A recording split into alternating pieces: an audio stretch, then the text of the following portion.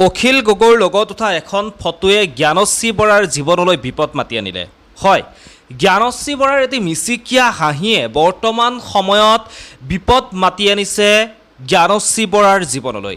আপোনালোকেও হয়তো আচৰিত হৈছে এই কথাষাৰ শুনি। সবিশেষ মই অলপ সময় পিছতে আপোনালোকক জনাবৰ কাৰণে চেষ্টা কৰিম আচলতে কি হৈছিল অখিল গগৈৰ ঘৰত এইগৰাকী জ্ঞানশ্ৰী বৰাৰ।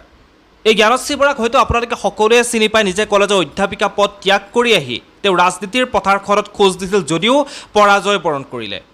এই জ্ঞানশ্ৰী বৰাই অখিল গগৈৰ মাতৃৰ বিয়োগৰ খবৰ ল'ব গৈছিল আজিৰ পৰা কেইদিনমান আগত, আৰু সেই অখিল গগৈৰ মাতৃৰ বিয়োগৰ খবৰ ল'ব গৈ অখিল গগৈৰ লগত উঠা এখন বিশেষ ফটো, সেই ফটোখনেই কিন্তু বৰ্তমান সময়ত বিপদ মাতি আনিছে এই জ্ঞানশ্ৰী বৰাৰ জীৱনটোলৈ।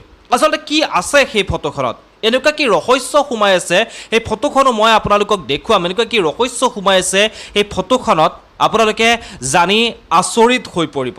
আচলতে বৰ্তমান সময়ত আমি কিমান ঠেক মানসিকতালৈ জীয়াই আছোঁ আমি প্ৰত্যেকজন মানুহ, ইয়াৰ বৰ্তমান সময়ত তাৰেই প্ৰমাণ হৈ পৰিছে।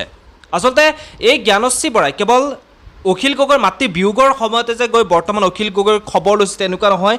অখিল গগৈৰ মাতৃ যি সময়ত অসুস্থ হৈ আছিল সেই সময়খিনিতো কিন্তু এই জ্ঞানশ্ৰী বৰাই অখিল গগৈৰ মাতৃৰ খা খবৰ লৈছিল, অখিল গগৈৰ মাতৃৰ ওচৰত আছিল।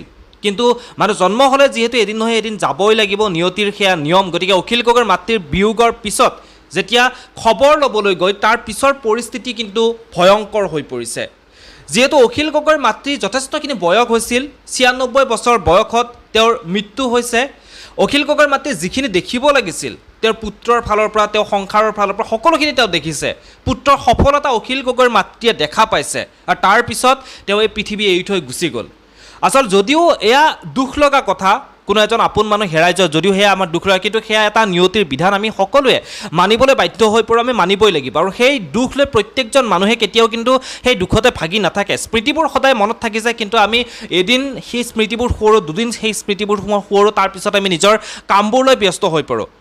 এই জ্ঞানশ্ৰী বৰাই অখিল গগৈৰ ঘৰত গৈ এখন বিশেষ ফটো উঠিছিল অখিল গগৈৰ লগত। সেই ফটোখনত জ্ঞানশ্ৰী বৰাই মিচিকিয়াই হাঁহিছিল। সেই ফটোখন যেতিয়াই সামাজিক মাধ্যমত আপলোড কৰা হ'ল তেতিয়াই কিন্তু এই জ্ঞানশ্ৰী বৰাক লৈ একাংশ মানুহে আঙুলি টোৱা আৰম্ভ কৰিলে। আচলতে মৃতকৰ ঘৰত গৈ এইদৰে হাঁহি হাঁহি ফটো উঠাটো কিমান দূৰ যুক্তিসংগত। এতিয়া ক'ৰবাত এনেকুৱা প্ৰশ্ন হয়, সেই পৰিয়ালটোৰ ওচৰত গৈ প্ৰত্যেকটো সময়তে কান্দি থাকিলেহে, চকুৰ পানী দেখাই থাকিলেহে সেই পৰিয়ালটোক সমবেদনা জ্ঞাপন কৰা বুজাব নেকি? অখিল গগৈৰ মাতৃ যথেষ্টখিনি বয়স হৈছে, সেই বয়সত তেওঁ সকলোকে এৰি থৈ গুচি গৈছে। যি সফলতা দেখিব লাগিছিল সেই সফলতা অখিল গগৈৰ মাতৃয়ে দেখিছে।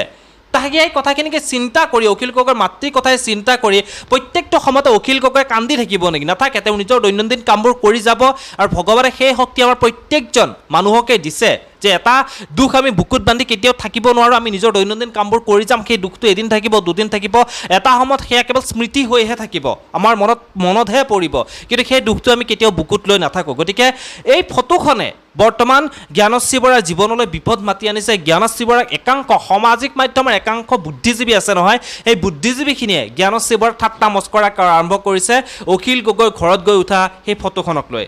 এই বিষয়ত আপোনালোকে কি ভাবে? আপোনালোকে আপোনালোকৰ মতামতসমূহ জনাবৰ কাৰণে একেবাৰে নাপাহৰিব। কমেণ্ট বক্সত কমেণ্ট কৰি আপোনালোকে আপোনালোকৰ মতামতখিনি জনাবলৈ আশা কৰিছোঁ। ধন্যবাদ, পুনৰ লগ পাম।